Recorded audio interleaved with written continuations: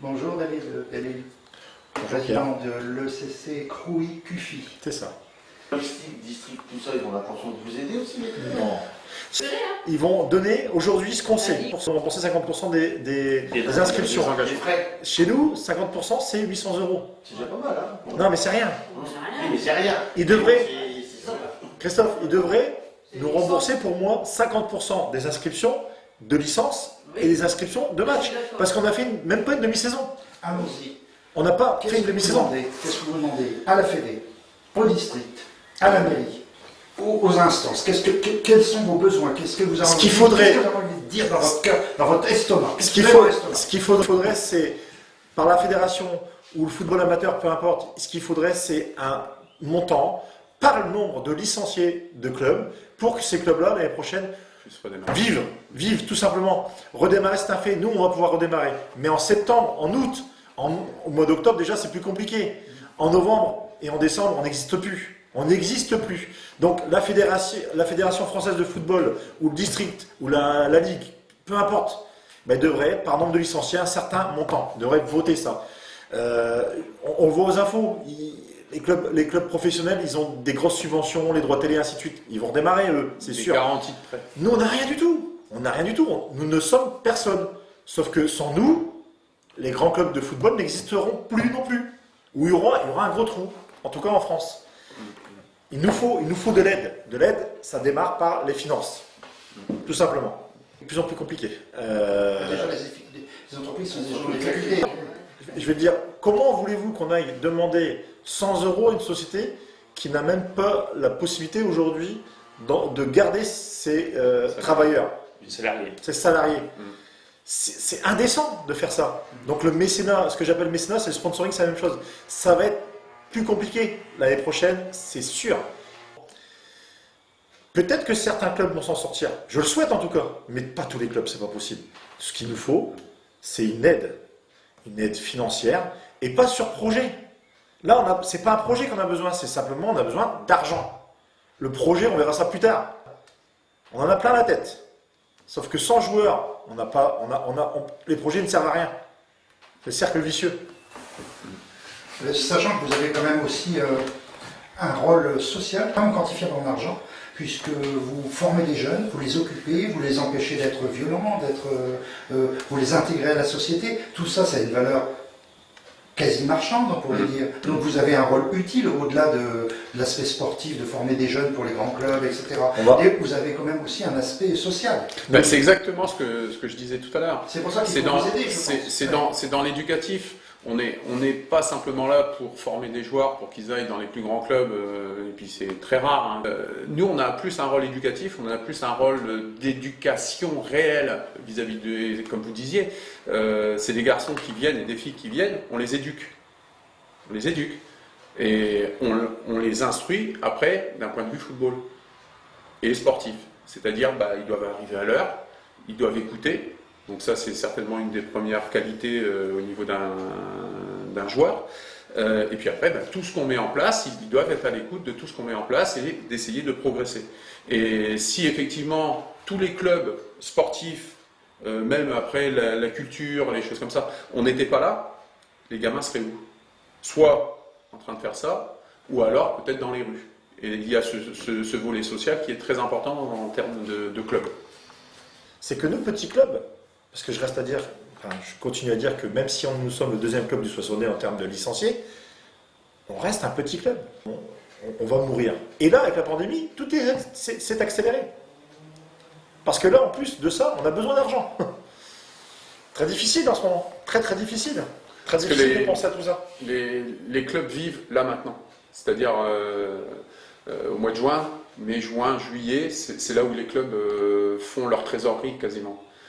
Sauf ceux qui arrivent à avoir 500 ou 600 spectateurs, ce qui est très très rare, même pour un club comme Saint-Quentin, c'est pas, même en National 2, ils font peut-être pas forcément ça. Mais je veux dire, on n'y arrive pas avec ça. Si on vivait avec 500 spectateurs, ça irait largement. Mais nous, on est obligé de vivre avec des manifestations. Et si on ne met pas en place ces manifestations-là, le club ne vit plus. Et donc là, cette année, c'est vrai que c'est plus d'une demi-saison financièrement où il n'y a plus rien. Où il y a plus rien. Et sportivement aussi, puisque sportivement on ne s'entraîne plus. Cette question, mais si ça dure longtemps, les petits clubs vont mourir. Il y en a qui mourront, c'est sûr. C'est sûr. Je pense Ou qui ne que voudront pas repartir. Je pense que c'est déjà le cas. Aujourd'hui, je pense que certains clubs ne redémarreront pas l'année prochaine. Ouais. C'est pour ça que je vous dis, nous, on a la chance, c'est que grâce à un travail sur la trésorerie, on a la chance, on va redémarrer. Pas en novembre ou en décembre, hein. On va démarrer en août ou en septembre, hein. Pas plus tard. Hein. Net et précis, c'est que peut-on vivre 6 mois supplémentaires sans entrée d'argent? Je ne le pense pas. Je ne le pense pas. Je ne pense pas, les manifestations ou des dons. Des dons, n'hésitez pas. Hein. N'hésitez pas, les municipalités, les agglomérations, tout. La fédération, bien entendu, le district, la ligue, tous. On a besoin, la région, on a besoin. Dans 6 mois, on n'existe plus. Dans 6 mois, c'est 200 personnes qui ne se côtoient plus. C'est plus de 100 enfants qui feront un autre sport, dans le meilleur des cas, voire pas sûr, qui feront plus de sport du tout. Et puis c'est plus de 100 personnes, avec les parents c'est au moins 500 personnes, parce que nous, comme je vous disais, on est plus de 250, 272 licenciés aujourd'hui. C'est 500 personnes qui vont avoir une vie très monotone. Donc non, c'est pas ça. On ne va pas demander au gouvernement de redémarrer simplement pour nous faire plaisir. Non, il faut que les choses soient carrées. Il faut qu'on puisse redémarrer. Mais quand on démarre à 100%. On démarre pas à 100. On ne va pas redémarrer à s'entraîner à 10 en ayant 5 dans un vestiaire, 5 dans l'autre vestiaire. Non, si on démarre, c'est à 100%. Donc, prenez les bonnes décisions quand on pourra prendre la bonne décision. La seule chose qu'il faut, c'est si on veut que nous, on existe, si vous voulez que nous, on existe encore l'année prochaine, c'est que par contre, c'est faites des gratuités l'année prochaine. Ce que nous, on va faire pour nous tout petits, on va faire de la gratuité. Bah, on n'a pas le choix. Si on veut que les enfants viennent chez nous l'année prochaine, les tout petits, la licence est gratuite. Ils ne paieront que l'assurance. Faites des gratuités, le district, la région, ainsi de suite, pour le football. C'est pas logique, c'est pas normal que la district de l'Aisne de football dise qu'ils ne remboursent que 50% du montant des inscriptions, alors qu'on n'a fait qu'un tiers du championnat. Ils devraient rembourser au moins la moitié aussi des licences. Les 2 tiers. Soyons pas avares, la moitié, et cette année, ils devraient nous demander que la moitié des licences. Simplement pour nous aider à redémarrer. Donc ça veut dire 100% d'une licence en 2 ans. Et passe le club, le CC, ça. Ah ben ça c'est D'abord, sûr. pour représenter tous les clubs amateurs. Je pense que David, il a la même façon de voir les choses. Nous, c'est l'intérêt du club de l'ECC, mais l'intérêt des clubs amateurs dans sa globalité. C'est déjà l'intérêt du football amateur. Voilà, c'est ça. 7-2-0. Ouais. Demain, ça peut être 7-2-0. Ce qu'il faut savoir aussi, c'est que les clubs se réengagent, donc au mois de juillet, juin-juillet, Juillet. Date limite, ça à peu près vers le 15 juillet. Et ils peuvent se réengager souvent grâce aux manifestations qu'ils ont faites en mai et en juin. Parce qu'ils arrivent à avoir de la trésorerie, brocante, fête de la musique, tournoi, Le club de l'ECC, stage. je vous ai dit, le club de CC, c'est 1600 € d'engagement à l'année. Voilà. Les engagements seniors et adultes, enfin, tous les engagements seniors, enfin adultes, doivent se faire avant le 15, vers 14, 15, 16 juillet. Ça dépend de quand ça tombe, du jour.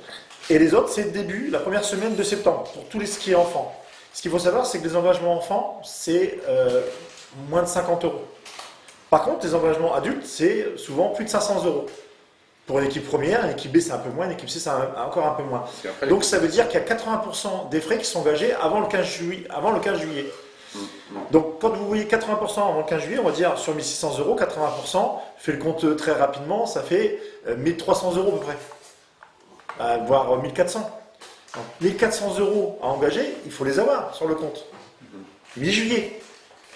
Il vaut mieux les avoir avant. En sachant qu'avec la pandémie qu'il y a eu, il n'y a pas eu de manifestation, il n'y a pas eu de finances qui sont rentrées dans les clubs. Je veux dire qu'au niveau des engagements, ça va être très difficile. Et comme David a dit tout à l'heure, il y a certainement des clubs qui auront beaucoup de difficultés à engager. Peut-être que tous les autres clubs ne peuvent pas penser à demain, simplement parce que si on n'a pas les finances, c'est que... Si on n'a pas les finances, ça ne sert à rien de penser à demain, de toute façon, parce qu'on sait qu'aujourd'hui, on n'existe plus. Nous, on est là, on pense à demain. Parce que ce qu'il faut savoir, c'est qu'un club de foot, même si ce n'est pas un club professionnel, ça reste une petite entreprise. Vous avez des entrées, vous avez des sorties. Et ben, s'il y a un moment, il n'y a que des sorties et qu'il n'y a plus d'entrée, ça va être très difficile à trouver un équilibre budgétaire. Les Le vice-président. Ben, pour nous, les brocantes sont très importantes, ça nous amène quand même à un certain bénéfice.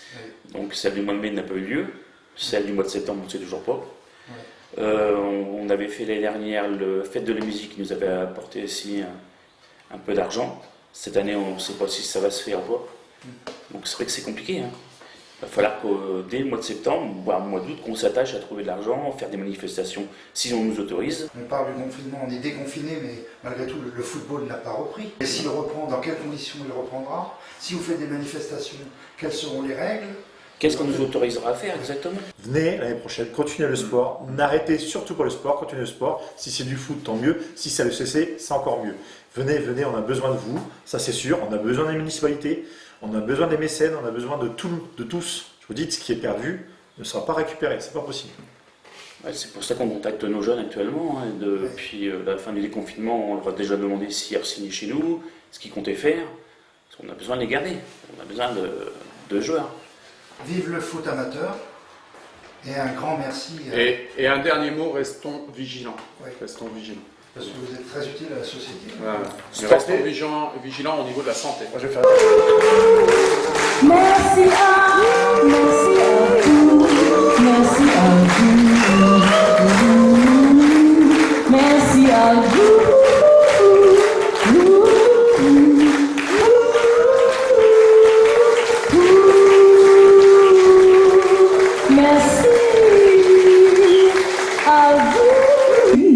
On the sunny side of the street, I used to walk in the shade.